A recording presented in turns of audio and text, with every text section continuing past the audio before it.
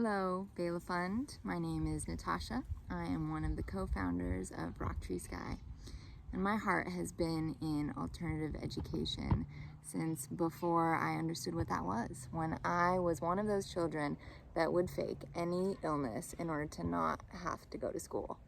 And I followed that need for something different in education into my adulthood. And now it's been over 15 years in the educational field for me.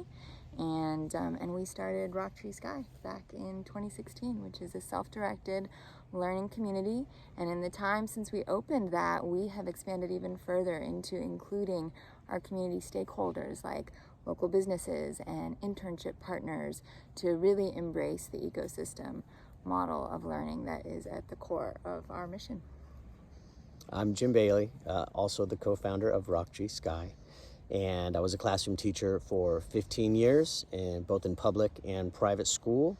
And while I had success and some small celebration, I ultimately felt limited by just by the standardized model, and really found that young people in my care were thriving when I could locate what was genuine and authentic to them, and then help them develop those skills and interests and pursue those authentic, meaningful learnings with some amount of agency.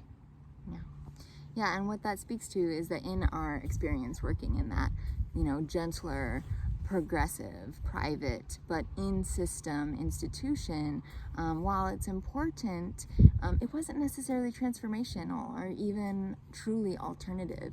And so there was a void in our community that we needed to step outside of the systems, take that leap, and provide something that is truly learner-centered and that puts children's agency at the core. They need to be in the driver's seat of their education, and we recognize that and have provided that to now over 200 families that are coming from across the area, some from over an hour away, to access this learning community. And what families tell us time and time again is that their children are happy, they're thriving.